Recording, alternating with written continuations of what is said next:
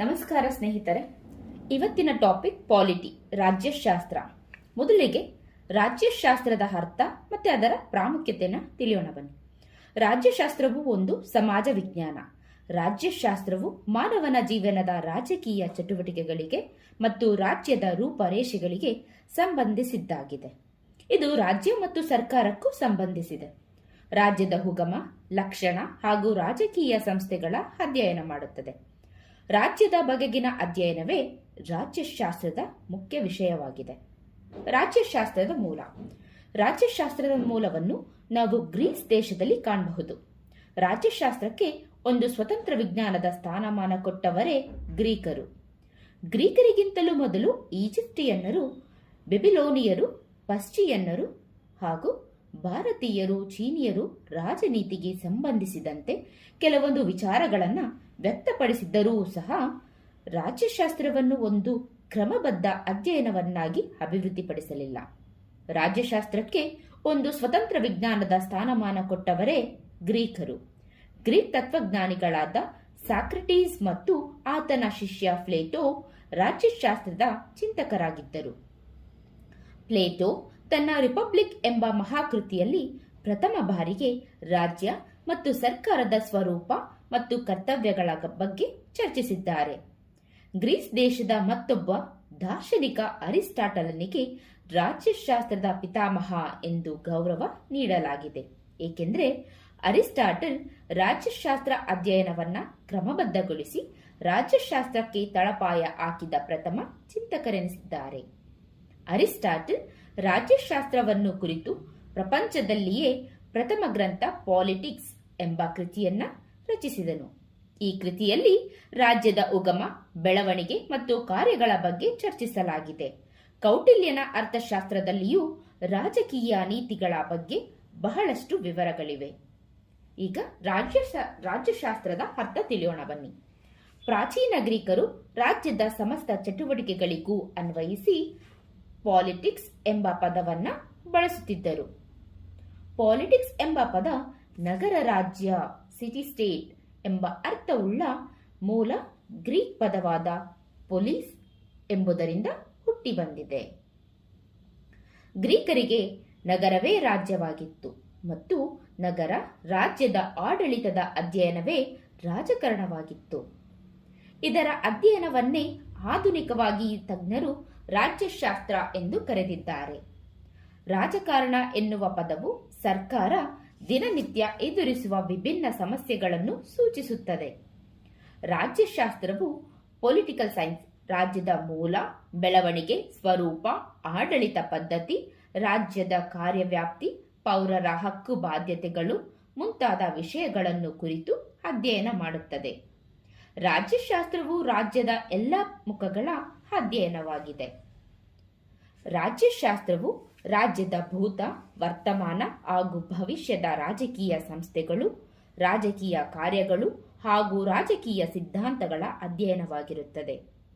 ರಾಜ್ಯ, ಸರ್ಕಾರ ಮತ್ತು ಮಾನವನ ರಾಜಕೀಯ ಚಟುವಟಿಕೆಗಳನ್ನು ಕುರಿತು ಅಧ್ಯಯನ ಮಾಡುವ ವಿಷಯವೇ ರಾಜ್ಯಶಾಸ್ತ್ರವೆಂದು ಸಾಮಾನ್ಯವಾಗಿ ಹೇಳಬಹುದು. ರಾಜ್ಯಶಾಸ್ತ್ರದ ಪ್ರಾಮುಖ್ಯತೆ. ರಾಜ್ಯಶಾಸ್ತ್ರವು ರಾಜ್ಯವೊಂದರ ಉಗಮ ಮತ್ತು ಬೆಳವಣಿಗೆಯನ್ನು ಅರ್ಥ ಮಾಡಿಕೊಳ್ಳಲು ಸಹಕಾರಿಯಾಗುತ್ತದೆ. ರಾಜ್ಯದ ಕಾರ್ಯಗಳಲ್ಲಿ ರಾಜಕೀಯ ಚಟುವಟಿಕೆಗಳು ಮತ್ತು ವಿವಿಧ ಸರ್ಕಾರಗಳು ತೊಡಗಿಸಿಕೊಂಡಿರುವುದರ ಬಗ್ಗೆ ಮಾಹಿತಿಯನ್ನು ರಾಜ್ಯಶಾಸ್ತ್ರ ಒದಗಿಸುತ್ತದೆ. ರಾಜ್ಯಶಾಸ್ತ್ರವು ಚಕ್ರಾಧಿಪತ್ಯ, ಸಮಾನತೆ, ನ್ಯಾಯ, ಸ್ವಾತಂತ್ರ್ಯ, ಉತ್ತಮ ಸರ್ಕಾರ, ಯುದ್ಧ ಮತ್ತು ಶಾಂತಿ ಇತ್ಯಾದಿ ಪರಿಕಲ್ಪನೆಗಳ ಉಗಮ ಮತ್ತು ಬೆಳವಣಿಗೆ ಬಗ್ಗೆ ಮಾಹಿತಿ ಒದಗಿಸುತ್ತದೆ. ರಾಜ್ಯಶಾಸ್ತ್ರವು ರಾಜ್ಯ ಮತ್ತು ಸರ್ಕಾರಗಳ ರಚನೆ ಮತ್ತು ಕಾರ್ಯಗಳ ಬಗ್ಗೆ ಮಾಹಿತಿ ಒದಗಿಸುತ್ತದೆ. ರಾಜ್ಯಶಾಸ್ತ್ರವು ಸರ್ಕಾರದ ಭೂತ ಮತ್ತು ವರ್ತಮಾನ ಕಾಲದ ಚಟುವಟಿಕೆಗಳ ಬೆಳಕಿನಡಿಯಲ್ಲಿ ಭವಿಷ್ಯದ ಚಟುವಟಿಕೆಗಳನ್ನು ಯೋಜಿಸಲು ಸಹಕರಿಸುವುದರ ಜೊತೆಗೆ ಆಧುನಿಕ ಕಲ್ಯಾಣ ರಾಜ್ಯದ ಸ್ಥಾಪನೆಗೆ ಸಹಾಯಕವಾಗುತ್ತದೆ. ರಾಜ್ಯಶಾಸ್ತ್ರವು ರಾಜ್ಯದ ಸಂವಿಧಾನ ಮತ್ತು ಕಾನೂನುಗಳ ಬಗೆಗಿನ ಜ್ಞಾನವನ್ನು ಒದಗಿಸುತ್ತದೆ.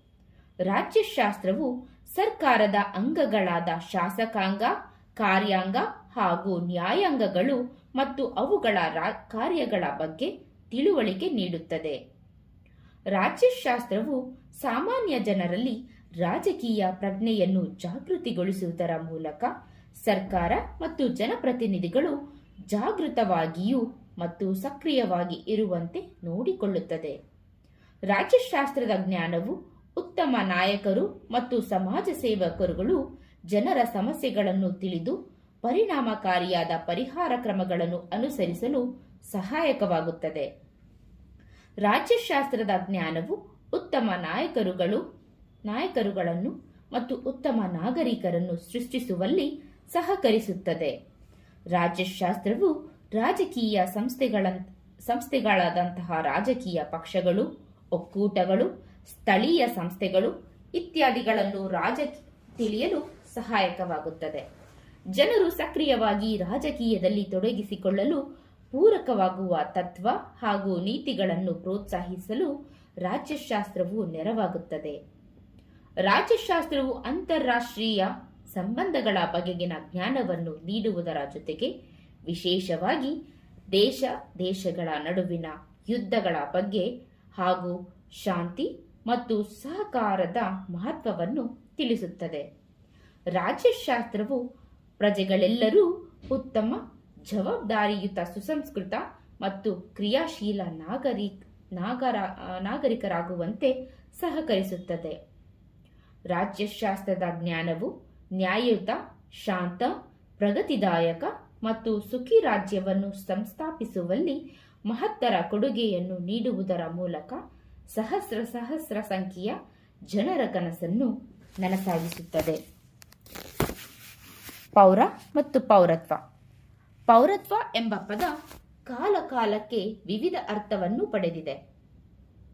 ಗ್ರೀಕರ ಕಾಲದಲ್ಲಿ ಪೌರತ್ವ ಎಂಬುದು ಸಂಕುಚಿತ ಅರ್ಥವನ್ನು ಹೊಂದಿತ್ತು. ಆಗಿನ ಕಾಲದಲ್ಲಿ ಗ್ರೀಕ್ ನಗರ ರಾಜ್ಯಗಳ ನಿವಾಸಿಗಳಾಗಿದ್ದು ರಾಜ್ಯದ ಆಡಳಿತದಲ್ಲಿ ಸಕ್ರಿಯ ಪಾತ್ರ ವಹಿಸುತ್ತಿದ್ದವರಿಗೆ ಮಾತ್ರ ಪೌರರು ಎನ್ನುವ ಮಾತು ಅನ್ವಯವಾಗುತ್ತಿತ್ತು. ರಾಜ್ಯದಲ್ಲಿ ವಾಸಿಸುತ್ತಿದ್ದವರೆಲ್ಲರೂ ಪೌರರಾಗಿರೋದಿಲ್ಲ. ರಾಜ್ಯದ ಆಡಳಿತ, ನ್ಯಾಯ ವಿತರಣೆ ಮತ್ತು ಶಾಸನೀಯ ಕಾರ್ಯಗಳಲ್ಲಿ ಸಕ್ರಿಯವಾಗಿ ಭಾಗವಹಿಸುತ್ತಿದ್ದವರಿಗೆ ಮಾತ್ರ ಪೌರರು ಎಂದು ಕರೆಯಲಾಗುತ್ತಿತ್ತು. ಸ್ತ್ರೀಯರು, ಗುಲಾಮರು, ಕಾರ್ಮಿಕರು, ಮಕ್ಕಳು, ವಿದೇಶಿಯರು, ವ್ಯಾಪಾರಿಗಳು ಮುಂತಾದವರು ಪೌರರಾಗಿರಲಿಲ್ಲ. ಇದು ಪೌರತ್ವದ ಬಗೆಗೆ ಇದ್ದ ಪುರಾತನ ಗ್ರೀಕರ ಪರಿಕಲ್ಪನೆಯಾಗಿತ್ತು. ಆಧುನಿಕ ಕಾಲದ ಪೌರತ್ವದ ಪರಿಕಲ್ಪನೆ ತಿಳಿಯೋಣ. ಆಧುನಿಕ ಕಾಲದ ಪೌರತ್ವದ ಪರಿಕಲ್ಪನೆ ವಿಶಾಲಾರ್ಥವನ್ನು ಹೊಂದಿದೆ. ಒಂದು ನಾಗರಿಕ ಸಮಾಜದ ರಾಜ್ಯದ ಸದಸ್ಯತ್ವ ಹೊಂದಿ ತಾನು ವಾಸಿಸುವ ರಾಜ್ಯಕ್ಕೆ ನಿಷ್ಠೆಯಿಂದ ಇದ್ದು ರಾಜ್ಯವು ನೀಡುವ ನಾಗರಿಕ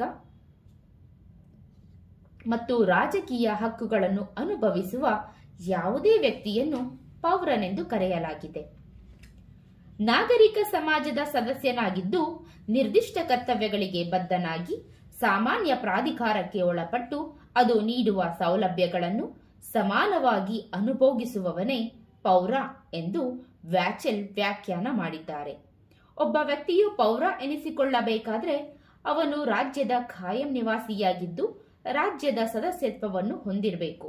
ನಾಗರಿಕ ಮತ್ತು ರಾಜಕೀಯ ಹಕ್ಕುಗಳನ್ನು ಅನುಭೋಗಿಸುವುದು, ಹಕ್ಕುಗಳ ಜೊತೆಗೆ ಕೆಲವು ಕರ್ತವ್ಯಗಳನ್ನು ನಿರ್ವಹಿಸಬೇಕು ಮತ್ತು ರಾಜ್ಯಕ್ಕೆ ನಿಷ್ಠೆಯಿಂದ ಇರಬೇಕು. ಪ್ರಜೆಗಳಿಗೂ ಮತ್ತು ಪೌರರಿಗೂ ಇರುವ ವ್ಯತ್ಯಾಸವನ್ನ ತಿಳಿಯೋಣ ಬನ್ನಿ. ಪ್ರಜೆಗಳಿಗೂ ಮತ್ತು ಪೌರರಿಗೂ ನಿಖರವಾದಂತಹ ವ್ಯತ್ಯಾಸವನ್ನು ನಾವು ಕಾಣುತ್ತೇವೆ. 1947ರಲ್ಲಿ ಮುಂಚೆ ನಾವೆಲ್ಲ 1947ಕ್ಕಿಂತ ಮುಂಚೆ ನಾವೆಲ್ಲ ಬ್ರಿಟಿಷರ ಆಳ್ವಿಕೆಯಲ್ಲಿನ ಪ್ರಜೆಗಳಾಗಿದ್ವು. ಸ್ವಾತಂತ್ರ್ಯದ ನಂತರ ದಿನಗಳಲ್ಲಿ ನಾವುಗಳೆಲ್ಲ ಭಾರತೀಯ ಪೌರರಾಗಿದ್ದೇವೆ. ಸಾಮಾನ್ಯವಾಗಿ ಒಂದು ರಾಜ್ಯಕ್ಕೆ ಸಂಬಂಧಿಸಿದ ಹಾಗೂ ಅಲ್ಲಿ ವಾಸಿಸುತ್ತಿರುವ ಜನರು ಆ ರಾಜ್ಯದ ಪೌರರೆನಿಸಿಕೊಳ್ಳುತ್ತಾರೆ. ಒಬ್ಬ ಪೌರನಾಗಿರಬೇಕಾದ್ರೆ ಅವನು ವಾಸಿಸುವ ರಾಜ್ಯ ಅಥವಾ ದೇಶದ ಕಾನೂನುಗಳ ಅನುಪಾಲಕನಾಗಿರಬೇಕು. ರಾಜ್ಯ ಅಥವಾ ದೇಶವೊಂದು ಪೌರರಿಗೆ ರಕ್ಷಣೆ ಮತ್ತು ಸವಲತ್ತುಗಳನ್ನು ಒದಗಿಸಿದರೆ ಪೌರನು ದೇಶದ ನೀತಿ, ನಿಯಮ, ಕಾನೂನುಗಳ ಪರಿಪಾಲಕನಾಗಿ ದೇಶದ ಪ್ರಗತಿಯಲ್ಲಿ ತನ್ನ ಏಳಿಗೆಯನ್ನು ಕಾಣಬೇಕು. ಪೌರನು ಅನುಭವಿಸುವ ಅನುಕೂಲಗಳು ಅಥವಾ ಸೌಲಭ್ಯಗಳನ್ನು ತಿಳಿಯೋಣ. ರಾಷ್ಟ್ರದಿಂದ ಭದ್ರತೆ ಮತ್ತು ರಕ್ಷಣೆಗಳನ್ನು ಪಡೆಯುತ್ತಾನೆ. ರಾಷ್ಟ್ರವು ಕಾನೂನು ಮತ್ತು ಸುವ್ಯವಸ್ಥೆಯನ್ನು ನೀಡುವುದರಿಂದ ಅವನು ಶಾಂತಿಯುತ ಜೀವನ ನಡೆಸುತ್ತಾನೆ. ಹಿಂದಿನ ಸಮಾಜ ಕಲ್ಯಾಣ ಯೋಜನೆಗಳ ಅಡಿಯಲ್ಲಿ ರಾಜ್ಯ ಒದಗಿಸುವ ಶಿಕ್ಷಣ, ಆರೋಗ್ಯ, ವಿಮೆ, ಆಶ್ರಯ, ಉದ್ಯೋಗ ಹಾಗೂ ಇತರೆ ಸೌಲಭ್ಯಗಳನ್ನು ಅನುಭವಿಸುತ್ತಾನೆ. ಪೌರನು ನಾಗರಿಕ ಮತ್ತು ರಾಜಕೀಯ ಹಕ್ಕುಗಳನ್ನು ಅನುಭೋಗಿಸುತ್ತಾನೆ. ರಾಜ್ಯ ನೀಡುವ ಮೂಲಭೂತ ಹಕ್ಕುಗಳನ್ನು ಅನುಭವಿಸುತ್ತಾನೆ. ಚುನಾವಣೆಗಳಲ್ಲಿ ಪ್ರತಿನಿಧಿಸುವ, ಸ್ಪರ್ಧಿಸುವ ಮತ್ತು ಮತ ಚಲಾಯಿಸುವ ರಾಜಕೀಯ ಪ್ರಕ್ರಿಯೆಗಳಲ್ಲಿ ಪಾಲ್ಗೊಳ್ಳುವ ಅವಕಾಶವನ್ನು ಪಡೆಯುತ್ತಾನೆ. ರಾಷ್ಟ್ರಾಧ್ಯಕ್ಷ, ಉಪರಾಷ್ಟ್ರಾಧ್ಯಕ್ಷ, ಸರ್ವೋಚ್ಚ ಹಾಗೂ ಶ್ರೇಷ್ಠ ನ್ಯಾಯಾಲಯಗಳ ನ್ಯಾಯಾಧೀಶರು ಹಾಗೂ ಇತರೆ ಉನ್ನತ ಹುದ್ದೆಗಳನ್ನು ಅಲಂಕರಿಸುವ ಅರ್ಹತೆಗಳನ್ನು ಪಡೆಯುತ್ತಾನೆ. ಎಲ್ಲ ಸಾರ್ವಜನಿಕ ಸೇವೆಗಳಿಗೆ ನೇಮಕಾತಿ ಪಡೆಯುವ ಅರ್ಹತೆ ಹೊಂದಿರುತ್ತಾನೆ. ಪೌರ ಮತ್ತು ವಿದೇಶಿ ನಡುವಿನ ವ್ಯತ್ಯಾಸಗಳನ್ನು ತಿಳಿಯೋಣ ಬನ್ನಿ. ಪೌರ ಒಂದು ರಾಜ್ಯದಲ್ಲಿ ಹುಟ್ಟಿ ಬೆಳೆದು ಅಲ್ಲಿಯ ಪೌರತ್ವವನ್ನು ಹೊಂದಿ ಅಲ್ಲಿಯೇ ಶಾಶ್ವತವಾಗಿ ನೆಲೆಸಿರುವವರನ್ನು ಅಲ್ಲಿನ ಪೌರರು ಎಂದು ಕರೆಯಲಾಗುತ್ತೆ. ವಿದೇಶಿ ಯಾವುದೇ ರಾಜ್ಯದ ಪೌರನಾಗಿದ್ದು ತಾತ್ಕಾಲಿಕವಾಗಿ ಬೇರೊಂದು ದೇಶದಲ್ಲಿ ನೆಲೆಸಿದವರನ್ನು ವಿದೇಶಿಯರು ಎಂದು ಕರೆಯಲಾಗುತ್ತದೆ. ಪೌರ ಮತ್ತು ವಿದೇಶಿ ನಡುವಿನ ವ್ಯತ್ಯಾಸಗಳನ್ನು ತಿಳಿಯೋಣ ಬನ್ನಿ. ಪೌರನು ತನ್ನ ದೇಶದ ಶಾಶ್ವತ ನಿವಾಸಿಯಾಗಿದ್ದು ಪೂರ್ಣ ಸದಸ್ಯನಾಗಿರುತ್ತಾನೆ. ವಿದೇಶಿಯನು ತಾತ್ಕಾಲಿಕ ನಿವಾಸಿ ಅಥವಾ ಪ್ರವಾಸಿಗನಾಗಿರುತ್ತಾನೆ. ಪೌರನಿಗೆ ರಾಜಕೀಯ ಹಕ್ಕು ಲಭ್ಯವಿರುತ್ತವೆ.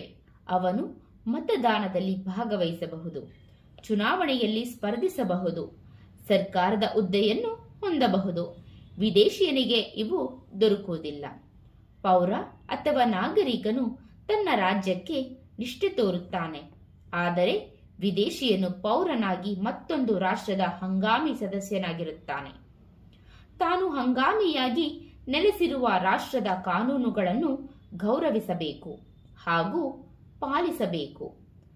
ರಾಜ್ಯ ಸರ್ಕಾರ ಅನಪೇಕ್ಷಿತ ವಿದೇಶಿಯನನ್ನು ಕಾನೂನು ಬಾಹಿರ ಚಟುವಟಿಕೆ, ವಿದೇಶಿ ಪರವಾನಗಿ ಅವಧಿಯ ಮುಕ್ತಾಯದ ನಂತರ ಕಾರಣಗಳಿಂದ ದೇಶ ಬಿಟ್ಟು ಹೋಗುವಂತೆ ಆದೇಶಿಸಬಹುದು. ಆದರೆ ಪೌರನಿಗೆ ಅಂತಹ ಆಜ್ಞೆ ವಿಧಿಸುವಂತಿಲ್ಲ. ಪೌರತ್ವವನ್ನು ಪಡೆಯುವ ವಿಧಾನಗಳು: 1. ಜನನ ಸ್ಥಾನ, 2. ದೇಶೀಕರಣದಿಂದ. ಹಾಗಿದ್ರೆ ಜನನ ಸ್ಥಾನ ಅಂದ್ರೆ ಏನು? ಒಂದು ರಾಜ್ಯದಲ್ಲಿ ಜನನವಾದ್ರೆ ಪೌರತ್ವ ಪಡೆಯಲು ಆತ ಅರ್ಹನಾಗುತ್ತಾನೆ. ಜನ್ಮಸ್ಥಳವನ್ನ ಆಧರಿಸಿ ಪೌರತ್ವ ನೀಡುವುದು ತರ್ಕಬದ್ಧವಾಗಿಲ್ಲ ಎಂದು ವಾದಿಸಲಾಗಿದೆ. ಏಕೆಂದರೆ ಹೆರಿಗೆ ಆಕಸ್ಮಿಕವಾಗಿ ಇನ್ನೊಂದು ದೇಶದಲ್ಲಿ ಆಗುವ ಸಾಧ್ಯತೆ ಕೂಡ ಇರುತ್ತೆ. ದೇಶೀಕರಣದ ಮೂಲಕವೂ ಒಂದು ರಾಜ್ಯದ ಪೌರತ್ವ ಪಡೆಯಬಹುದಾಗಿದೆ. ಯಾವುದೇ ದೇಶವು ವಿಧಿಸುವ ಕರಾರು ಹಾಗೂ ನಿಯಮಗಳನ್ನು ಈಡೇರಿಸಿದಾಗ ಆ ದೇಶದ ಪೌರತ್ವ ಪಡೆಯಲು ಅರ್ಹರಾಗುತ್ತಾರೆ. ದೇಶೀಕರಣದ ನಿಯಮಗಳು ದೇಶದಿಂದ ದೇಶಕ್ಕೆ ಭಿನ್ನವಾಗಿರುತ್ತದೆ. ದೇಶೀಕರಣದ ಸಾಮಾನ್ಯ ನಿಯಮಗಳು ತಿಳಿಯೋಣ ಬನ್ನಿ. ಮೊದಲನೇದಾಗಿ ವಾಸಸ್ಥಳ. ಒಂದು ದೇಶದ ಪೌರನು ಬೇರೊಂದು ದೇಶದಲ್ಲಿ ದೀರ್ಘಕಾಲ ವಾಸವಾಗಿದ್ರೆ ಆ ದೇಶದ ಪೌರತ್ವವನ್ನು ಪಡೆಯಬಹುದು. ಈ ರೀತಿಯ ವಾಸದ ಅವಧಿ ದೇಶದಿಂದ ದೇಶಕ್ಕೆ ಭಿನ್ನವಾಗಿದೆ. ಅಮೆರಿಕ ಮತ್ತು ಇಂಗ್ಲೆಂಡ್ ರಾಷ್ಟ್ರಗಳಲ್ಲಿ ನಿರಂತರ ವಾಸದ ಅವಧಿ 5 ವರ್ಷಗಳಾಗಿದ್ರೆ ಫ್ರಾನ್ಸ್ ದೇಶದಲ್ಲಿ ಈ ಅವಧಿ 10 ವರ್ಷಗಳಾಗಿರುತ್ತೆ. ವಿವಾಹ. ಒಂದು ದೇಶದ ಮಹಿಳೆ ವಿದೇಶದ ಪುರುಷನೊಂದಿಗೆ ವಿವಾಹವಾದರೆ ಅವಳು ತನ್ನ ಪತಿಯ ದೇಶದ ಪೌರತ್ವ ಪಡೆಯುತ್ತಾಳೆ. ಆದರೆ ಪತಿಯು ತನ್ನ ಹೆಂಡತಿಯ ದೇಶದ ಪೌರತ್ವ ಪಡೆಯುವುದಿಲ್ಲ. ಜಪಾನ್ ಹಾಗೂ ಕೆಲವು ದೇಶಗಳು ಮಾತ್ರ ಇದಕ್ಕೆ ಅಪವಾದವಾಗಿವೆ. ವಿದೇಶಿ ಸರ್ಕಾರಿ ಸೇವೆ. ಒಂದು ದೇಶದ ಪೌರನು ವಿದೇಶಿ ಸರ್ಕಾರ ಸೇವೆಗೆ ಸೇರಿದರೆ ಆ ದೇಶದ ಪೌರತ್ವವನ್ನು ಪಡೆಯಬಹುದು. ವಿದೇಶಿಯರ ದೇಶನಿಷ್ಠೆಯ ಬಗ್ಗೆ ಸಂಶಯದಿಂದಾಗಿ ಹಲವು ದೇಶಗಳು ವಿದೇಶಿಯರನ್ನು ರಾಜ್ಯ ಸೇವೆಗೆ ಸೇರಿಸಿಕೊಳ್ಳುವುದಿಲ್ಲ. ಆಸ್ತಿ ಸಂಪಾದನೆಯ ಮೂಲಕ ಓರ್ವ ವ್ಯಕ್ತಿಯು ಬೇರೆ ದೇಶದಲ್ಲಿ ಆಸ್ತಿಯನ್ನ ಖರೀದಿಸಿದರೆ ಆ ದೇಶವು ಆತನಿಗೆ ಪೌರತ್ವ ನೀಡಬಹುದು. ಮೆಕ್ಸಿಕೋ ದೇಶದಲ್ಲಿ ಇಂತಹ ನಿಯಮ ಇದೆ. ಇಂದಿನ ರಾಷ್ಟ್ರಗಳು ವಿದೇಶಿಯರಿಗೆ ಭೂಮಿಯನ್ನು ಕೊಳ್ಳಲು ಆಸ್ಪದವನ್ನ ಕೊಡುವುದು ಅಪರೂಪವಾಗಿದೆ. ಮನವಿಯ ಮೂಲಕ ನಿಗದಿತ ಅರ್ಜಿ ಅಥವಾ ಮನವಿ ಸಲ್ಲಿಸುವ ಮೂಲಕ ಬೇರೆ ದೇಶದ ಪೌರತ್ವವನ್ನ ಪಡೆಯಬಹುದು. ಹೀಗೆ ಮನವಿ ಸಲ್ಲಿಸುವವರು ನಿರ್ದಿಷ್ಟ ಕರಾರುಗಳನ್ನು ಪೂರೈಸಬೇಕಾಗುತ್ತದೆ. ಸಾಮಾನ್ಯವಾಗಿ ಅರ್ಜಿ ಸಲ್ಲಿಸುವ ವ್ಯಕ್ತಿಯು ದಿವಾಳಿಕೋರನಾಗಿರದೆ ಉತ್ತಮ ನಡತೆಯನ್ನ ಹೊಂದಿರಬೇಕೆಂದು ಪೌರತ್ವ ನೀಡುವ ದೇಶ ಬಯಸುತ್ತದೆ. ಹಾಗಿದ್ರೆ ಭಾರತದ ಪೌರತ್ವವನ್ನು ಪಡೆಯುವ ವಿಧಾನಗಳನ್ನು ತಿಳಿಯೋಣ ಬನ್ನಿ. ಭಾರತ ದೇಶದಲ್ಲಿ ಪೌರತ್ವಕ್ಕೆ ಸಂಬಂಧಿಸಿದಂತೆ ಕಾನೂನು ಮತ್ತು ಶಾಸನಗಳನ್ನು ರೂಪಿಸುವ ಅಧಿಕಾರವನ್ನು ಸಂಸತ್ತು ಹೊಂದಿರುತ್ತದೆ. ರಾಜ್ಯ ಶಾಸಕಾಂಗವು ಈ ವಿಚಾರದಲ್ಲಿ ಯಾವುದೇ ಅಧಿಕಾರ ಹೊಂದಿರುವುದಿಲ್ಲ. ಭಾರತದಲ್ಲಿ 1955ರಲ್ಲಿ ಪೌರತ್ವ ಕಾಯಿದೆಯನ್ನ ಜಾರಿಗೆ ತರಲಾಯಿತು. 1955ರ ಪೌರತ್ವ ಕಾಯಿದೆಯು ಪೌರತ್ವ ಪಡೆಯುವ ಮತ್ತು ಕಳೆದುಕೊಳ್ಳುವ ಬಗೆಯನ್ನ ವಿವರಿಸಿದೆ. 1955ರ ಪೌರತ್ವ ಕಾಯ್ದೆಯು ಪುನಃ 1986, 1992, 2003, 2005, 2015 ಮತ್ತು 2019ರಲ್ಲಿ ತಿದ್ದುಪಡಿಯಾಗಿದೆ. ಪೌರತ್ವ ಪಡೆಯುವ ನಿಯಮಗಳನ್ನು ಬಹು ಕಟ್ಟುನಿಟ್ಟಾಗಿ ರೂಪಿಸಿದೆ. 1955ರ ಪೌರತ್ವ ಕಾಯ್ದೆಯು ಪೌರತ್ವ ಪಡೆಯುವ ವಿಧಿಗಳನ್ನು ಕೆಳಗಿನಂತೆ ನಿರ್ದೇಶಿಸುತ್ತದೆ. ಅವುಗಳಂದ್ರೆ ಜನ್ಮದತ್ತ ಪೌರತ್ವ, ಸಿಟಿಸನ್ಶಿಪ್ ಬೈ ಬರ್ತ್. ಭಾರತದಲ್ಲಿ 26ನೇ ಜನವರಿ 1950ರಿಂದ ಜನ್ಮ ಪಡೆದಿರುವ ಪ್ರತಿಯೊಬ್ಬ ವ್ಯಕ್ತಿಯು ಜನ್ಮದತ್ತವಾಗಿ ಭಾರತೀಯ ಪೌರನಾಗುತ್ತಾನೆ. 1950ರ ಜನವರಿ 26ಕ್ಕೆ ಮೊದಲು ಜನಿಸಿದವರಿಗೆ ಭಾರತದಲ್ಲಿ ನೆಲೆಸಿದವರಿಗೆ ಪೌರತ್ವವನ್ನು ನೀಡಲಾಗಿದೆ. ರಕ್ತ ಸಂಬಂಧ, ಸಿಟಿಸನ್ಶಿಪ್ ಬೈ ಡಿಸೆಂಟ್. ಆನುವಂಶಿಕ ಪೌರತ್ವ. ಪ್ರತಿಯೊಬ್ಬ ವ್ಯಕ್ತಿಯು 26ನೇ ಜನವರಿ 1950ರ ನಂತರದಲ್ಲಿ ವಿದೇಶದಲ್ಲಿ ಹುಟ್ಟಿದ್ದು ಆ ಸಮಯದಲ್ಲಿ ಆ ವ್ಯಕ್ತಿಯ ತಾಯಿ ಅಥವಾ ತಂದೆ ಭಾರತದ ಪೌರನಾಗಿದ್ದರೆ ಅವನು ಕೂಡ ಭಾರತೀಯ ಪೌರತ್ವವನ್ನು ಪಡೆಯಬಹುದಾಗಿದೆ. ನೋಂದಣಿ ಪೌರತ್ವ, ಸಿಟಿಸನ್ಶಿಪ್ ಬೈ ರಿಜಿಸ್ಟ್ರೇಷನ್. ಭಾರತೀಯ ನಾಗರಿಕನಲ್ಲದ ಯಾವುದೇ ವ್ಯಕ್ತಿಯು ಭಾರತದ ಪೌರನಾಗಿರಬೇಕೆಂದು ಬಯಸಿದರೆ ಭಾರತದ ಸಂವಿಧಾನದ ಪ್ರಕಾರ ಅಥವಾ ಪೌರತ್ವ ಕಾಯಿದೆಯ ಪ್ರಕಾರ ನೋಂದಣಿ ಮಾಡಿಕೊಂಡು ಪೌರತ್ವವನ್ನು ಪಡೆಯಬಹುದು. ಸಹಜ ಪೌರತ್ವ. ಭಾರತದ ರಾಷ್ಟ್ರಪತಿಯವರಿಗೆ ಪೌರತ್ವಕ್ಕಾಗಿ ಪರಕೀಯರು ಅಂದರೆ ಅನ್ಯ ದೇಶದವರು ಅರ್ಜಿ ಸಲ್ಲಿಸಿ ಪೌರತ್ವವನ್ನು ಸಂಪಾದಿಸಿಕೊಳ್ಳಬಹುದು. ಇಂತಹ ಸಂದರ್ಭದಲ್ಲಿ ಅರ್ಜಿದಾರರು ಭಾರತದಲ್ಲಿ ಕನಿಷ್ಠ 5 ವರ್ಷಗಳು ವಾಸವಾಗಿದ್ದು ಇನ್ನಿತರೆ ನಿಬಂಧನೆಗಳನ್ನು ಪೂರೈಸಬೇಕಾಗುತ್ತದೆ. ನೂತನ ಭೂಪ್ರದೇಶದ ಸೇರ್ಪಡೆಯಿಂದ ಪೌರತ್ವ. ಯಾವುದಾದರೂ ನೂತನ ಪ್ರದೇಶವು ಭಾರತದ ಭೂಪ್ರದೇಶಕ್ಕೆ ಸೇರ್ಪಡೆಯಾದರೆ ಆ ಭೂಪ್ರದೇಶದಲ್ಲಿರುವಂತಹ ಜನತೆ ಭಾರತ ಸರ್ಕಾರದ ಆದೇಶದ ಮೂಲಕ ಭಾರತದ ಪೌರತ್ವ ಪಡೆಯುತ್ತಾರೆ. ಉದಾಹರಣೆ, ಗೋವಾ ಪೋರ್ಚುಗೀಸರಿಂದ 1961ರಲ್ಲಿ ವಿಮೋಚನೆಗೊಂಡು ಭಾರತ ಒಕ್ಕೂಟ ಸೇರಿದಾಗ, ಪುದುಚೇರಿ 1954ರಲ್ಲಿ ಫ್ರೆಂಚ್ ಆಳ್ವಿಕೆಯಿಂದ ಮುಕ್ತಗೊಂಡು ಭಾರತ ಒಕ್ಕೂಟ ಸೇರಿದಾಗ ಅಲ್ಲಿನ ಜನತೆ ಭಾರತ ಸರ್ಕಾರದ ಆದೇಶದ ಮೂಲಕ ಭಾರತದ ಪೌರತ್ವ ಪಡೆದರು. ಭಾರತದ ಪೌರತ್ವವನ್ನು ಕಳೆದುಕೊಳ್ಳುವ ವಿಧಾನ, ಲಾಸ್ ಆಫ್ ಸಿಟಿಸನ್ಶಿಪ್. ಪೌರತ್ವವನ್ನು ಪಡೆಯುವಂತೆ ಅದನ್ನು ಹಲವು ಕಾರಣಗಳಿಂದಾಗಿ ಕಳೆದುಕೊಳ್ಳಬಹುದು. ಅಂತಹ ಕಾರಣಗಳೇನೆಂದರೆ ಪರಿತ್ಯಾಗ, ರಿನೌನ್ಸಿಯೇಷನ್. ಯಾವುದೇ ಭಾರತೀಯ ಪೌರ ಮತ್ತೊಂದು ರಾಷ್ಟ್ರದ ಪೌರತ್ವ ಪಡೆದರೆ ಸ್ವ ಇಚ್ಛೆಯಿಂದ ನೋಂದಣಿಯ ಮೂಲಕ ಪ್ರಕಟಿಸಿ ಭಾರತದ ಪೌರತ್ವವನ್ನು ತ್ಯಾಗ ಮಾಡಬಹುದು. ಅಂತ್ಯಗೊಳ್ಳುವಿಕೆ.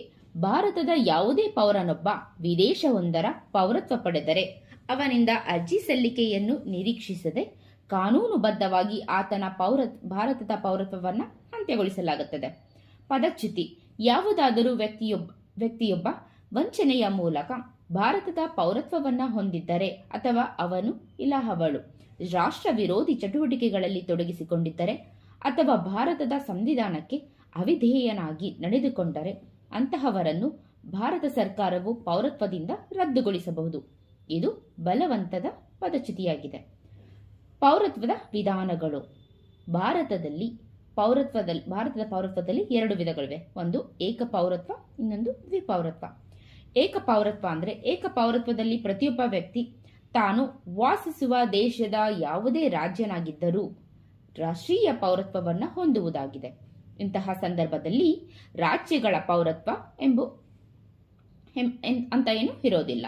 ದ್ವಿಪೌರತ್ವ: ಒಕ್ಕೂಟ ರಾಜ್ಯ ವ್ಯವಸ್ಥೆಯಲ್ಲಿರುವ ಅಮೆರಿಕ ಮತ್ತು ಸ್ವಿಟ್ಜರ್ಲ್ಯಾಂಡ್ಗಳಲ್ಲಿ ದ್ವಿಪೌರತ್ವ ವ್ಯವಸ್ಥೆ ಜಾರಿಯಲ್ಲಿದೆ. ಇದರಲ್ಲಿ ರಾಜ್ಯ ಹಾಗೂ ರಾಷ್ಟ್ರಗಳಿಗೆ ಪ್ರತ್ಯೇಕವಾಗಿ ಪೌರತ್ವ ಹೊಂದಿರುತ್ತಾರೆ. ಪೌರತ್ವ ಮತ್ತು ಸರ್ಕಾರದ ಬಗ್ಗೆ ತಿಳಿಯೋಣ. ರಾಜ್ಯ ಮತ್ತು ಪೌರರ ನಡುವೆ ಅತ್ಯಂತ ನಿಕಟ ಸಂಬಂಧವಿದ್ದು ಪೌರರಿಲ್ಲದೆ ರಾಜ್ಯವಿರುವುದಿಲ್ಲ ಎಂಬುದು ತಿಳಿದು ಬರುತ್ತದೆ. ರಾಜ್ಯ ಅಥವಾ ಸರ್ಕಾರವೊಂದು ಪ್ರಜೆಗಳ ಹಿತರಕ್ಷಣೆ ಮಾಡುವುದರ ಜೊತೆಗೆ ಪರಕೀಯರ ದಾಳಿಗಳಿಂದ ರಕ್ಷಣೆ ಒದಗಿಸಿ ಕಾನೂನು ವ್ಯವಸ್ಥೆಯ ಮೂಲಕ ಐಕ್ಯತೆಯನ್ನು ಕಾಪಾಡುವಲ್ಲಿ ಯಶಸ್ವಿಯಾಗುತ್ತದೆ. ರಾಜ್ಯವು ಕಾನೂನುಗಳನ್ನು ರಚಿಸಿಕೊಂಡು ದಂಗೆ ದಾಳಿಗಳನ್ನು ಹತ್ತಿಕ್ಕಿ ರಾಜ್ಯದಲ್ಲಿ ಶಾಂತಿ ನೆಲೆಸುವಂತೆ ನೋಡಿಕೊಳ್ಳುತ್ತದೆ. ಸರ್ಕಾರವು ಪ್ರಜೆಗಳ ಉಪಯೋಗಕ್ಕಾಗಿ ಹಲವು ಸಾಮಾಜಿಕ, ಆರ್ಥಿಕ ಮತ್ತು ಶೈಕ್ಷಣಿಕ ಯೋಜನೆಗಳನ್ನು ಅನುಷ್ಠಾನಕ್ಕೆ ತರುತ್ತದೆ. ಸರ್ಕಾರವು ಅನಕ್ಷರತೆ, ಬಡತನ, ಅಸಮಾನತೆ ಮತ್ತು ನಿರುದ್ಯೋಗಗಳಂತಹ ಸಮಸ್ಯೆಗಳ ನಿವಾರಣೆಗೆ ವಿವಿಧ ಕಾರ್ಯಯೋಜನೆಗಳನ್ನು ಕೈಗೊಳ್ಳುವುದರ ಜೊತೆಗೆ ಸಂವಿಧಾನವು ಮೂಲಭೂತ ಹಕ್ಕುಗಳನ್ನು ನೀಡಿದೆ. ಪೌರನು ತನ್ನ ದೇಶಕ್ಕಾಗಿ ನಿರ್ವಹಿಸಬೇಕಾಗಿರುವ ಕರ್ತವ್ಯಗಳು ಯಾವುದು ಅಂತ ನೋಡೋಣ ಬನ್ನಿ. ರಾಷ್ಟ್ರದ ಪೌರರು ತನ್ನ ದೇಶಕ್ಕಾಗಿ ಕೆಲವು ಕರ್ತವ್ಯಗಳನ್ನು ನಿರ್ವಹಿಸಬೇಕಾಗುತ್ತದೆ. ಹಕ್ಕು ಮತ್ತು ಕರ್ತವ್ಯಗಳೆರಡೂ ಒಂದೇ ನಾಣ್ಯದ ಎರಡು ಮುಖಗಳಂತಿದ್ದು ಪೌರನಿಗೆ ಹಲವು ಪ್ರಯೋಜನಗಳನ್ನು ನೀಡುತ್ತದೆ. ಆದ್ದರಿಂದ ಪೌರನು ತನ್ನ ರಾಷ್ಟ್ರಕ್ಕೆ ಕೆಳಗಿನ ಕೆಲವು ನಿರ್ಬಂಧನೆಗಳನ್ನು ಮತ್ತು ಕಾರ್ಯಗಳನ್ನು ನೆರವೇರಿಸಬೇಕಾಗುತ್ತದೆ. ಪೌರನು ಸರ್ಕಾರದ ಕಾನೂನುಗಳಿಗೆ ವಿಧೇಯನಾಗಿದ್ದು ಸಂವಿಧಾನವನ್ನು ಗೌರವಿಸಬೇಕು. ಪೌರನು ರಾಷ್ಟ್ರದ ಗೌರವ ಮತ್ತು ಘನತೆಗಳನ್ನು ರಕ್ಷಿಸಿಕೊಂಡು ವಚನಬದ್ಧನಾಗಿರಬೇಕು. ಪೌರನು ರಾಷ್ಟ್ರ ವಿರೋಧಿ ಚಟುವಟಿಕೆಗಳಲ್ಲಿ ತೊಡಗಿಸಿಕೊಳ್ಳಬಾರದು. ಪೌರನು ಭ್ರಷ್ಟಾಚಾರ, ಪಕ್ಷಪಾತ, ವರದಕ್ಷಿಣೆ, ಬಾಲ್ಯ ವಿವಾಹ ಇತ್ಯಾದಿ ಅನಿಷ್ಟ ಪದ್ಧತಿಗಳನ್ನು ವಿರೋಧಿಸಿ ಅವುಗಳನ್ನು ತಡೆಯಲು ಸಂವಿಧಾನಾತ್ಮಕ ಮಾರ್ಗೋಪಾಯಗಳನ್ನು ಪಾಲಿಸಬೇಕು. ಸರ್ಕಾರದ ಗುಣಮಟ್ಟವು ಅಲ್ಲಿನ ಪೌರರ ಗುಣಮಟ್ಟದ ಮೇಲೆ ಅವಲಂಬಿತವಾಗಿರುವುದರಿಂದ ಪೌರರು ರಾಜಕೀಯ ಚಟುವಟಿಕೆಗಳಲ್ಲಿ ಸಕ್ರಿಯವಾಗಿ ಪಾಲ್ಗೊಳ್ಳಬೇಕು. ಪೌರನು ತನ್ನ ವೈಯಕ್ತಿಕ ಆಸಕ್ತಿಗಿಂತ ರಾಷ್ಟ್ರದ ಆಸಕ್ತಿಯನ್ನು ಎತ್ತಿ ಹಿಡಿದು ರಾಷ್ಟ್ರದ ಪ್ರಗತಿಗಾಗಿ ಶ್ರಮಿಸಬೇಕು.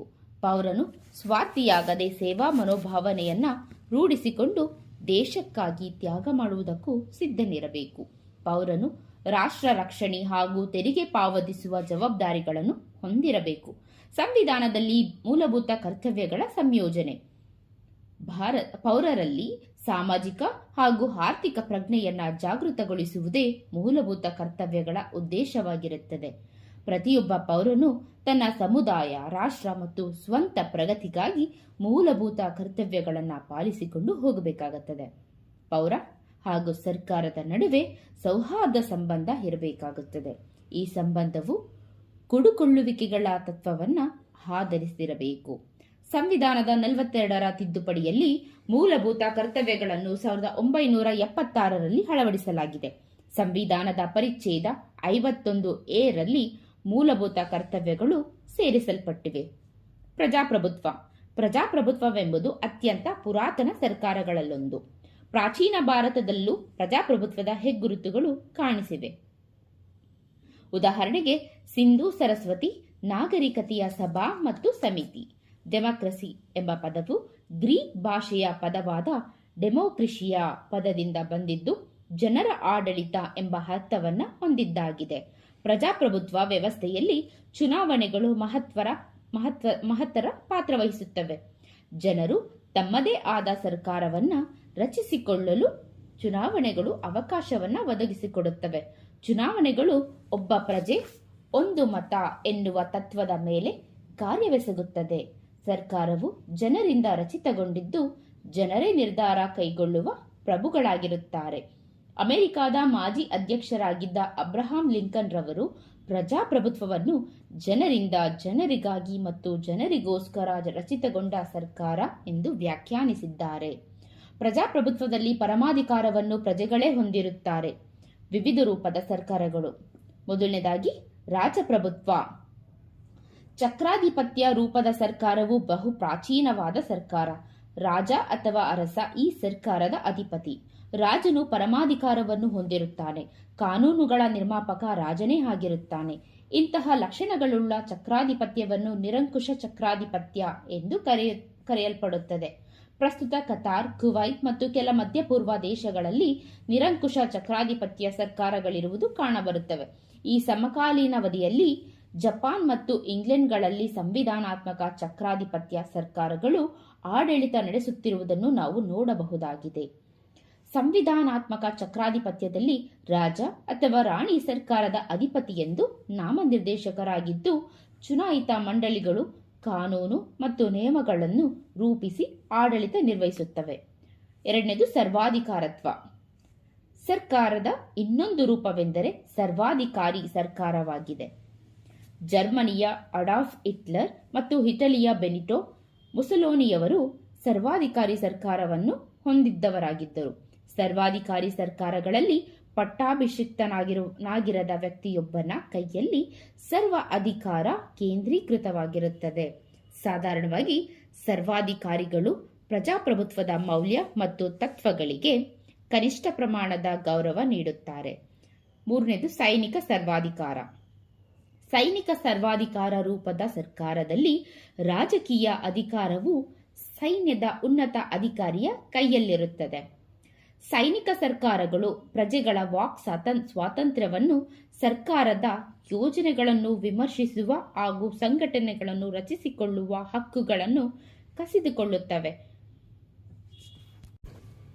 ಮಾಧ್ಯಮಗಳು ಮತ್ತು ನ್ಯಾಯಾಂಗಗಳು ಸೈನ್ಯದ ಹಿಡಿತದಲ್ಲಿ ಕಾರ್ಯನಿರ್ವಹಿಸಬೇಕಾಗುತ್ತದೆ. ಈ ಹಿಂದೆ ಪಾಕಿಸ್ತಾನದಲ್ಲಿಯೂ ಸೈನಿಕ ಸರ್ಕಾರ ಆಡಳಿತ ನಡೆಸಿತು. ಕಮ್ಯುನಿಸ್ಟ್ ಸರ್ಕಾರ. ನಾಲ್ಕನೇದು ಯಾವುದು? ಕಮ್ಯುನಿಸ್ಟ್ ಸರ್ಕಾರ. ಕಮ್ಯುನಿಸ್ಟ್ ಸರ್ಕಾರದಲ್ಲಿ ಜನರಿಗೆ ನಿರ್ಬಂಧಿತವಾದ ಸ್ವಾತಂತ್ರ್ಯವಿರುತ್ತದೆ. ಕಮ್ಯುನಿಸ್ಟ್ ಪಕ್ಷವನ್ನು ಹೊರತುಪಡಿಸಿ ಬೇರಾವ ರಾಜಕೀಯ ಪಕ್ಷವು ಈ ದೇಶದಲ್ಲಿ ಉಳಿಯುವುದಿಲ್ಲ. ಇಂತಹ ಸರ್ಕಾರಗಳು ಖಾಸಗಿ ಒಡೆತನಕ್ಕೆ ಆಸ್ಪದ ಕೊಡುವುದಿಲ್ಲವಾದ್ದರಿಂದ ಉತ್ಪಾದನೆಗೊಂಡ ಎಲ್ಲವೂ ರಾಷ್ಟ್ರೀಕೃತಗೊಳ್ಳುತ್ತದೆ. ಚೀನಾ, ಉತ್ತರ ಕೊರಿಯಾ ಮತ್ತು ಕ್ಯೂಬಾ ದೇಶಗಳಲ್ಲಿ ಕಮ್ಯುನಿಸ್ಟ್ ಸರ್ಕಾರಗಳು ಆಡಳಿತಾರೂಢವಾಗಿವೆ. ಎಲ್ಲ ಪ್ರಕಾರದ ಸರ್ಕಾರಗಳು ಗುಣಾವಗುಣಗಳನ್ನು ಹೊಂದಿದೆಯಾದರೂ ಪ್ರಜಾಪ್ರಭುತ್ವ ಮಾದರಿ ಸರ್ಕಾರಗಳು ಅವಗುಣಗಳಿಗಿಂತ ಗುಣವನ್ನೇ ಹೆಚ್ಚು ಹೊಂದಿವೆ. ಪ್ರಜಾಪ್ರಭುತ್ವ ಸರ್ಕಾರಗಳು ಜನಸಾಮಾನ್ಯರ ಬಗ್ಗೆ ಕಾಳಜಿ ಮತ್ತು ಜನಸಾಮಾನ್ಯರು ಹಾಗೂ ಅವರ ಸಾಮರ್ಥ್ಯಗಳ ಬಗ್ಗೆ ಅತ್ಯಂತ ನಂಬಿಕೆಯನ್ನು ಹೊಂದಿರುವುದರಿಂದ ಈ ಸರ್ಕಾರಗಳು ಅತ್ಯಂತ ಜನಪ್ರಿಯ ಸರ್ಕಾರಗಳು ಅಂತ ಅನಿಸಿಕೊಂಡಿವೆ. ಪ್ರಜಾಪ್ರಭುತ್ವದ ವಿಧಗಳು. ಒಂದು ಪ್ರತ್ಯಕ್ಷ ಪ್ರಜಾಪ್ರಭುತ್ವ, ಇನ್ನೊಂದು ಪರೋಕ್ಷ ಪ್ರಜಾಪ್ರಭುತ್ವ. ಮೊದಲನೇದಾಗಿ ಪ್ರತ್ಯಕ್ಷ ಪ್ರಜಾಪ್ರಭುತ್ವ. ಪ್ರತ್ಯಕ್ಷ ಪ್ರಜಾಪ್ರಭುತ್ವ ಪ್ರಕಾರದ ಸರ್ಕಾರದಲ್ಲಿ ಜನರು ತಮ್ಮದೇ ಸರ್ಕಾರವನ್ನ ಚುನಾವಣೆ ಮೂಲಕ ರಚಿಸಿಕೊಂಡು ಅವರ ಪ್ರಗತಿಗೆ ಸಹಕಾರಿಯಾಗುವ ನಿಯಮ ಕಾನೂನುಗಳನ್ನು ರೂಪಿಸಿಕೊಳ್ಳುತ್ತಾರೆ. ಪ್ರತ್ಯಕ್ಷ ಪ್ರಜಾಪ್ರಭುತ್ವ ಮಾದರಿ ಸರ್ಕಾರಗಳನ್ನು ಸಾಧಾರಣವಾಗಿ ಜನಸಂಖ್ಯೆ ಮತ್ತು ವಿಸ್ತೀರ್ಣಗಳಲ್ಲಿ ನಿಯಮಿತ ವ್ಯಾಪ್ತಿಯನ್ನು ಹೊಂದಿರುವ ದೇಶಗಳು ಪಾಲಿಸುತ್ತವೆ. ಪ್ರತ್ಯಕ್ಷ ಪ್ರಜಾಪ್ರಭುತ್ವ ವ್ಯವಸ್ಥೆಗಳು ಪ್ರಾಚೀನ ಗ್ರೀಕ್ ಮತ್ತು ಪ್ರಸ್ತುತ ಸ್ವಿಟ್ಜರ್ಲ್ಯಾಂಡ್ ದೇಶಗಳಲ್ಲಿ ಚಾಲ್ತಿಯಲ್ಲಿವೆ. ಪ್ರತ್ಯಕ್ಷ ಪ್ರಜಾಪ್ರಭುತ್ವವು ಪ್ರಜಾಭಿಪ್ರಾಯ ಮತ್ತು ನೇತೃತ್ವದ ಆಧಾರದ ಮೇಲೆ ಪರಿಣಾಮಕಾರಿಯಾಗಬಹುದಾಗಿದೆ. ಪ್ರತ್ಯಕ್ಷ ಪ್ರಜಾಪ್ರಭುತ್ವವು ಪ್ರಜಾಭಿಪ್ರಾಯ ಮತ್ತು ನೇತೃತ್ವದ ಆಧಾರದ ಮೇಲೆ ಪರಿಣಾಮಕಾರಿಯಾಗಬಲ್ಲದಾಗಿದೆ. ಭಾರತದಲ್ಲಿ ಈ ಪ್ರಕಾರದ ಸರ್ಕಾರದ ರಚನೆ ಅದರ ಭೌಗೋಳಿಕ ವ್ಯಾಪ್ತಿ ಮತ್ತು ಜನಸಂಖ್ಯೆ ಪ್ರಮಾಣದಿಂದಾಗಿ ರೂಢಿಸಿಕೊಳ್ಳುವುದು ಅಸಾಧ್ಯವಾದುದಾಗಿದೆ. ಎರಡನೇದು ಪರೋಕ್ಷ ಪ್ರಜಾಪ್ರಭುತ್ವ.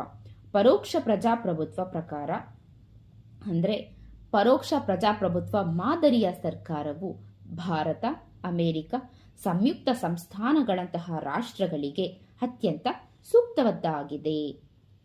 ಪರೋಕ್ಷ ಪ್ರಜಾಪ್ರಭುತ್ವ ವ್ಯವಸ್ಥೆಯಲ್ಲಿ ಜನರು ತಮ್ಮ ಪ್ರತಿನಿಧಿಗಳನ್ನು ಆವರ್ತಿತ ಚುನಾವಣೆಗಳಲ್ಲಿ ಚುನಾಯಿಸಿ ಶಾಸನ ಸಭೆಗಳಿಗೆ ಕಳುಹಿಸಿಕೊಡುತ್ತಾರೆ. ಚುನಾಯಿತಗೊಂಡ ಈ ಸದಸ್ಯರುಗಳು ಶಾಸನಗಳನ್ನು ಅಥವಾ ಕಾನೂನುಗಳನ್ನು ರೂಪಿಸಿಕೊಂಡು ಆಡಳಿತ ನಿರ್ವಹಣೆ ಮಾಡುತ್ತಾರೆ. ಈ ದೃಷ್ಟಿಯಿಂದ ಪ್ರಜಾಪ್ರಭುತ್ವವನ್ನು ಕಾಲಕಾಲಕ್ಕೆ ನಡೆಯುವ ಚುನಾವಣೆಗಳಲ್ಲಿ ಚುನಾಯಿತಗೊಂಡ ಪ್ರತಿನಿಧಿಗಳ ಸರ್ಕಾರ ಎಂದು ವ್ಯಾಖ್ಯಾನಿಸಬಹುದಾಗಿದೆ. ಹೀಗೆ ಚುನಾಯಿತಗೊಂಡ ಪ್ರತಿನಿಧಿಗಳು ತಮ್ಮ ರಾಷ್ಟ್ರ ನಾಯಕನನ್ನು ಆಯ್ಕೆ ಮಾಡಿಕೊಳ್ಳುತ್ತಾರೆ. ಹಾಗಿದ್ರೆ ಪ್ರಜಾಪ್ರಭುತ್ವದ ಲಕ್ಷಣಗಳೇನು? ಪ್ರಜಾಪ್ರಭುತ್ವವು ಜನತೆಯ ಸಮ್ಮತಿಯನ್ನು ಆಧರಿಸಿದೆ. ಇದು ಜನರ ಸರ್ಕಾರ. ಇದು ಪ್ರಾತಿನಿಧಿಕ ಸರ್ಕಾರವಾಗಿದ್ದು ಜನರು ತಮ್ಮ ಪ್ರತಿನಿಧಿಗಳನ್ನು ಚುನಾಯಿಸುತ್ತಾರೆ. ಪ್ರತಿನಿಧಿಗಳು ಜನರ ಪರವಾಗಿ ಕಾನೂನುಗಳನ್ನು ರಚಿಸುತ್ತಾರೆ. ಇದು ಸಾರ್ವತ್ರಿಕ ವಯಸ್ಕ ಮತದಾನದ ತತ್ವವನ್ನು ಆಧರಿಸಿದೆ. ಇಲ್ಲಿ ಚುನಾವಣೆಗಳು ನಿಗದಿತ ಕಾಲಕ್ಕೆ ನಿಷ್ಪಕ್ಷಪಾತವಾಗಿ ಹಾಗೂ ಮುಕ್ತವಾಗಿ ಚುನಾವಣೆಗಳು ನಡೆಯುತ್ತವೆ. ನಾಗರಿಕರು ಯಾವ ತಾರತಮ್ಯವಿಲ್ಲದೆ ಸ್ವತಂತ್ರವಾಗಿ ಹಾಗೂ ಮುಕ್ತವಾಗಿ ಹಕ್ಕುಗಳನ್ನು ಅನುಭವಿಸುತ್ತಾರೆ. ಆದುದರಿಂದ ಪ್ರಜಾಪ್ರಭುತ್ವದಲ್ಲಿ ವೈಯಕ್ತಿಕ ಅಭಿವೃದ್ಧಿಗೆ ಅವಕಾಶವಿದೆ. ಪ್ರಜಾಪ್ರಭುತ್ವ ಸರ್ಕಾರವು ಜನತೆಗೆ ಸ್ಪಂದಿಸುವ ಸರ್ಕಾರವಾಗಿದೆ. ಸರ್ಕಾರವು ಜನರ ಆಶೋತ್ತರಗಳಿಗೆ ಸ್ಪಂದಿಸದಿದ್ದರೆ ಅಂತಹ ಸರ್ಕಾರವನ್ನು ಶಾಂತಿಯುತ ಹಾಗೂ ಸಂವಿಧಾನಾತ್ಮಕ ವಿಧಾನಗಳಿಂದ ಬದಲಾಯಿಸುವ ಹಕ್ಕು ಜನತೆಗೆ ಇರುತ್ತದೆ. ಈ ಸರ್ಕಾರದಲ್ಲಿ ಎಲ್ಲಾ ಪ್ರಜೆಗಳು ಕಾನೂನು ದೃಷ್ಟಿಯಲ್ಲಿ ಸಮಾನರು ಎಂಬ ಕಾನೂನಿನ ಆಧಿಪತ್ಯ ತತ್ವವನ್ನು ಅನುಸರಿಸಲಾಗುತ್ತದೆ. ಸರ್ಕಾರದ ಅಧಿಕಾರಗಳು ಸಂವಿಧಾನಾತ್ಮಕ ನಿಯಮಗಳ ಮಿತಿಗೊಳಪಟ್ಟಿವೆ. ರಾಜಕೀಯ ಪಕ್ಷಗಳ ಅಸ್ತಿತ್ವ ಪ್ರಜಾಪ್ರಭುತ್ವದ ಮತ್ತೊಂದು ಲಕ್ಷಣವಾಗಿದೆ. ಜನರು ತಮ್ಮದೇ ಆದ ಪಕ್ಷಗಳನ್ನು ರಚಿಸಿಕೊಳ್ಳಲು ಪ್ರಜಾಪ್ರಭುತ್ವದಲ್ಲಿ ಅವಕಾಶವಿರುತ್ತದೆ. ಪ್ರಜಾಪ್ರಭುತ್ವವು ಪ್ರತಿಯೊಬ್ಬ ವ್ಯಕ್ತಿಯ ಘನತೆಯನ್ನ ಎತ್ತಿ ಹಿಡಿಯುತ್ತದೆ. ಸಮಾನತೆ ಮತ್ತು ಸ್ವಾತಂತ್ರ್ಯ ಪ್ರಜಾಪ್ರಭುತ್ವದ ಪ್ರಮುಖ ತತ್ವಗಳಾಗಿದೆ.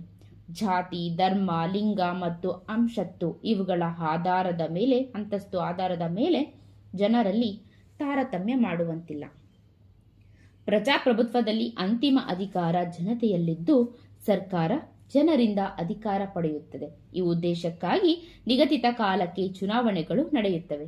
ಭಾರತದಲ್ಲಿ ಸಾರ್ವತ್ರಿಕ ಚುನಾವಣೆಗಳು 5 ವರ್ಷಕ್ಕೊಮ್ಮೆ ನಡೆಯುತ್ತವೆ. ಪ್ರಜಾಪ್ರಭುತ್ವವು ಕಲ್ಯಾಣ ರಾಜ್ಯವಾಗಿದ್ದು ಜನರ ಸರ್ವತೋಮುಖ ಅಭಿವೃದ್ಧಿಗಾಗಿ ವಿಶೇಷ ಗಮನ ಹರಿಸುತ್ತದೆ. ಪ್ರಜಾಪ್ರಭುತ್ವದ ಯಶಸ್ವಿಗೆ ಅವಶ್ಯಕವಾಗುವ ಅಂಶಗಳು: ಪ್ರಜಾಪ್ರಭುತ್ವವನ್ನು ರಕ್ಷಿಸುವ ಮನೋಭಾವ ಜನರಲ್ಲಿರಬೇಕು. ಜನರು ಸದಾ ಜಾಗರೂಕತೆಯಿಂದ ಇರಬೇಕು. ಪ್ರಜಾಪ್ರಭುತ್ವದ ಯಶಸ್ಸು ಯಾವತ್ತೂ ತಾಳ್ಮೆಯನ್ನು ಅವಲಂಬಿಸಿರುವುದಾಗಿದೆ. ಜನರು ಕೊಡುವ ಹಾಗೂ ತೆಗೆದುಕೊಳ್ಳುವ ತತ್ವ ಪಾಲಕರಾಗಬೇಕು. ಪ್ರಜಾಪ್ರಭುತ್ವದ ಯಶಸ್ಸು ಉತ್ತಮ ನಾಯಕತ್ವವನ್ನು ಅವಲಂಬಿಸಿರುತ್ತದೆ. ನಾಯಕನಾದವನು ಸಾಮಾನ್ಯ ಪ್ರಜೆಯ ಸಮಸ್ಯೆಗಳನ್ನು ಅರ್ಥ ಮಾಡಿಕೊಳ್ಳುವ, ಅವುಗಳಿಗೆ ಪರಿಹಾರ ನೀಡುವ ಸೇವಾ ಮನೋಭಾವ, ದೇಶಭಕ್ತಿ ಮತ್ತು ತ್ಯಾಗ ಮಾಡುವ ಗುಣಗಳನ್ನು ಹೊಂದಿರಬೇಕು. ವಿರೋಧ ಪಕ್ಷವು ಆಡಳಿತ ಪಕ್ಷದ ಕಾರ್ಯವೈಖರಿಗಳ ಬಗ್ಗೆ ಸದಾ ಎಚ್ಚರಿಕೆಯಿಂದಿದ್ದು ಅವರುಗಳ ಸರ್ವಾಧಿಕಾರಿ ಧೋರಣೆಯನ್ನ ನಿಯಂತ್ರಿಸುತ್ತಿರಬೇಕು. ವಿದ್ಯಾವಂತ ಮತ್ತು ಪ್ರಜ್ಞಾವಂತ ಮತದಾರರ ಪ್ರಜಾಪ್ರಭುತ್ವದ ಯಶಸ್ಸಿಗೆ ಕಾರಣನಾಗಬಲ್ಲ. ಪ್ರಜಾಪ್ರಭುತ್ವದ ಯಶಸ್ಸು ಜನರ ಮೇಲೆ ಅವಲಂಬಿತವಾಗಿದ್ದು ಜನರು ಕಡ್ಡಾಯವಾಗಿ ಮತ ಚಲಾಯಿಸಬೇಕು ಮತ್ತು ಜನರು ಭ್ರಷ್ಟ ಹಾಗೂ ಅನಿಷ್ಟ ಮಾರ್ಗಗಳನ್ನು ಅನುಸರಿಸಬಾರದು. ಜನರು ತಮ್ಮ ಸಮಸ್ಯೆಗಳಿಗೆ ಸ್ಪಂದಿಸುವಂತಹ ಯೋಗ್ಯ ಹಾಗೂ ಭ್ರಷ್ಟರಲ್ಲದ ಅಭ್ಯರ್ಥಿಗಳನ್ನು ಚುನಾಯಿಸಬೇಕು. ಸ್ವತಂತ್ರ, ನಿರ್ಭಯ, ನಿಷ್ಪಕ್ಷಪಾತ ಪತ್ರಿಕಾ ಮಾಧ್ಯಮ ಪ್ರಜಾಪ್ರಭುತ್ವದ ಯಶಸ್ಸಿಗೆ ಪ್ರಮುಖ ಕಾರಣವಾಗುತ್ತದೆ. ಉತ್ತಮವಾಗಿ ಸಂಘಟಿತವಾದ, ಪರಿಣಾಮಕಾರಿ ಮತ್ತು ಜವಾಬ್ದಾರಿಯುತ ಸ್ಥಳೀಯ ಸಂಸ್ಥೆಗಳು ಪ್ರಜಾಪ್ರಭುತ್ವದ ಯಶಸ್ಸಿಗೆ ಕಾರಣವಾಗುತ್ತದೆ. ನೆಕ್ಸ್ಟ್, ಪ್ರಜಾಪ್ರಭುತ್ವದ ಅನುಕೂಲಗಳು. ಪ್ರಜಾಪ್ರಭುತ್ವದ ಅನುಕೂಲಗಳನ್ನು ತಿಳಿಯೋಣ ಬನ್ನಿ.